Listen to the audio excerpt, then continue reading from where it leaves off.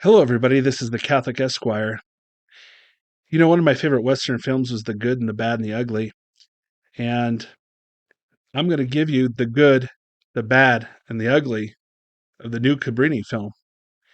I've been looking forward to this film for a very, very long time. As you know, she's been behind my back as my background since I started doing these videos, along with St. Thomas More. I have great devotions to those saints. And for Mother Cabrini, my great my great grandfather knew her personally. He was one of those Italians that immigrated here in the late 19th century. He didn't stay in New York. He got on a train and moved out west, worked in the mines and the railroads and ultimately in the timber business. But he lived in the Italian neighborhood in Little Italy in Denver. And that's where Mother Cabrini had opened up an orphanage. And so, of course, all the Italians knew her, including my great grandfather, and he helped her and supported her orphanage here and her schools. She had a school as well. So yes, I have a very strong interest in this movie, not just for Mother Cabrini, but also for the story of the Italians and their immigration and their plight. So with that background in mind, let's get to the good of the film. I liked the way they depicted the Italian problem. I liked the way they showed what the Italians were going through. I thought they did a decent job with that. I liked the scenery. I liked the way they transported us back in time to 1800s New York. Uh, I I I like that. I enjoyed the way they used the Italian language in the film. I thought that made it more real, more authentic. Even though the Southern Italians spoke a Neapolitan dialect, I'm not too worried about that. I like the way they tried to incorporate that, and I thought they, did a nice job depicting a lot of the suffering that the so many Italians went through at that time, especially in New York, in the slums of New York. So that was good. I appreciated the actress that played Mother Cabrini, not necessarily her lines, but the way she carried herself, the look she presented. I thought that that was very believable. I thought that that was. I thought she did a nice job the way she carried herself, representing Mother Cabrini in that sense. So I appreciated that. I thought those were primarily the best aspects of the movie. Now I'll get to the bad.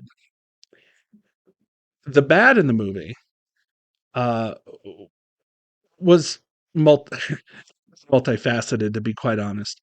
The biggest problem is the fact that when you're making a movie about a biography of a Catholic saint, you probably should have something about Catholicism in the movie. This film had nothing, nothing to do with Catholicism. Had no Catholicism in it. There was no mention of Jesus Christ. There was no mention of the Blessed Virgin Mary. No images of the crucifix. No images of the Blessed Virgin Mary. And very significantly, there was nothing about the Sacred Heart. And the reason why the Sacred Heart is so important is because Mother Cabrini had a huge devotion to the Sacred Heart. The name of the order she founded of sisters was named the Missionary Sisters of the Sacred Heart of Jesus. If you go to a mountain out here in Colorado where there's a shrine, the Mother Cabrini Shrine, she formed uh, a huge Sacred Heart out of rocks in the mountains. And it was in the ground, and you can still go and see it, the rocks in the formation that she made of the Sacred Heart. She named her order after the Sacred Heart. So you would think that there'd be some mention of the Sacred Heart of Jesus. They didn't even say the name of her order in the film. So there was really nothing, nothing at all about Catholicism in a film about a Catholic saint. I thought there were some good opportunities to really bring in the faith as well that were missed. One of the best opportunities was a scene in there where there's a prostitute that leaves her way of life behind to join Mother Cabrini uh, and help her in some of her endeavors.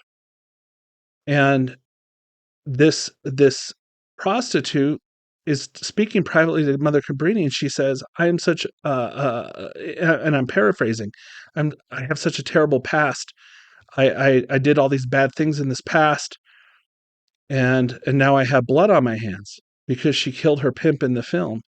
So she's saying, "I'm such a broken person. I'm such a bad person, and I don't know what to do." And, that's an excellent opportunity there for the screenwriters to talk about how merciful Christ is and how through true repentance you can be redeemed and wash away those sins, whether it's through baptism or confession. That would have been an amazing opportunity to do that. And yet the response was from Mother Cabrini in the film, "You are a strong woman. I know you can do it." Something to that effect. Total missed opportunity. And that leads me to the next problem, the unnecessary injection of modern feminism into this movie. Mother Cabrini was not a feminist. She wasn't an old school feminist, and she was not a modernist feminist. And yet, over and over again, there were references and lines where Mother Cabrini keeps talking about, "Oh, you're not going to let me do this because I'm a woman. You don't trust a woman.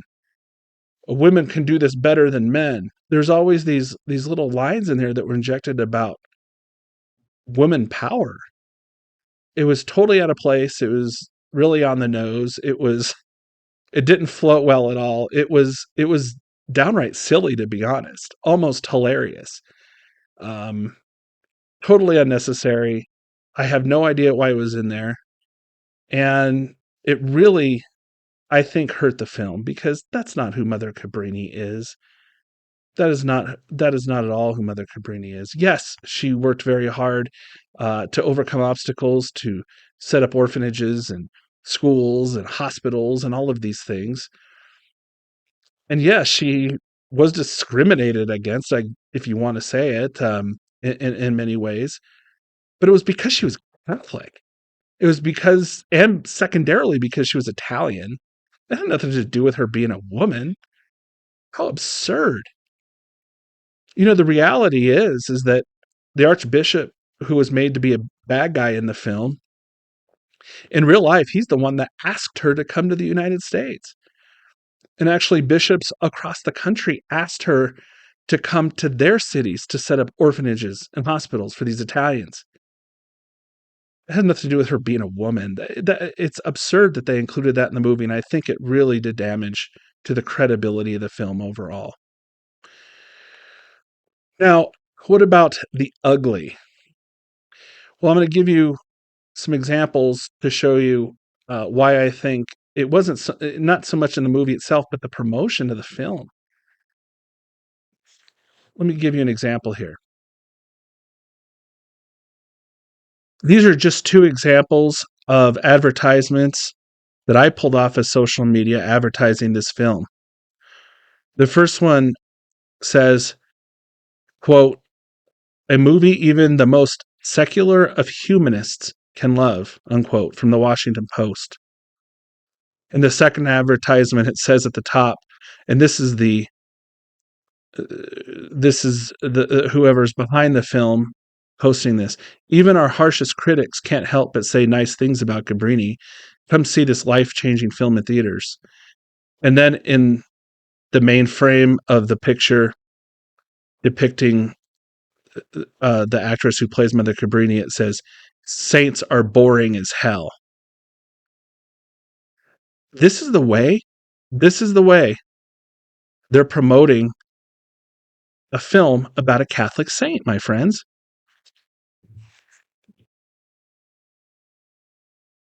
Now you're going to hear people say, "Well, look, this isn't a Catholic film. This is a secular film that's about a Catholic saint." And so that's why they ripped all the Catholicism out of it.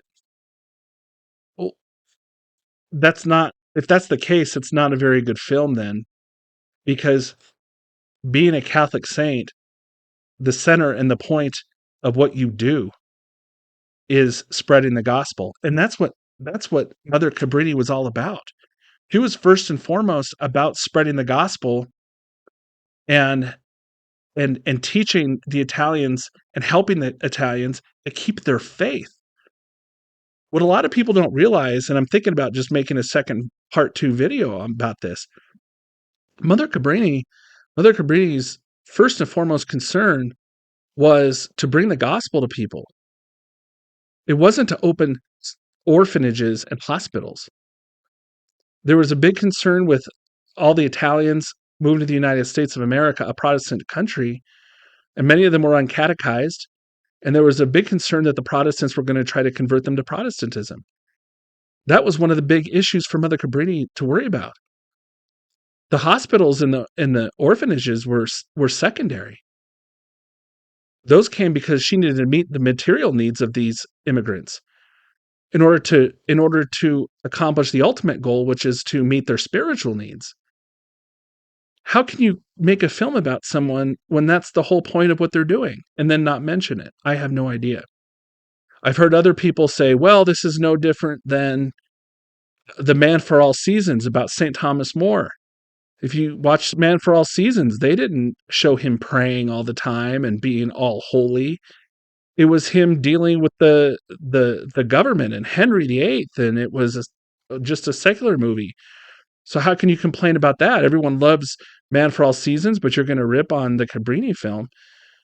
Well, there's a big difference there too, my friends. The entire point of Man for All Seasons was St. Thomas More defending the Catholic faith against a man who broke off from the Catholic faith to form his own religion, Henry VIII.